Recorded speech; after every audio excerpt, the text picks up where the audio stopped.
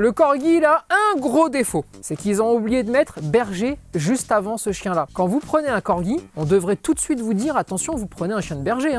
Ça veut dire qu'il a besoin de se dépenser.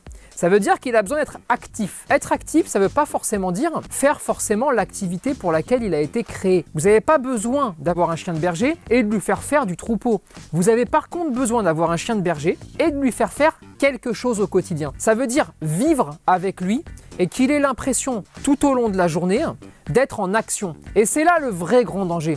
Combien de gens ont un corgi et disent « il est insupportable, il court partout, il est hyper actif ». Ben oui, mais il fait surtout hyper pas grand-chose de ses journées. S'il passe 1 heure à faire sa balade quotidienne, eh bien, ça peut ne pas lui suffire en fait. C'est pas le chien qui est hyper actif.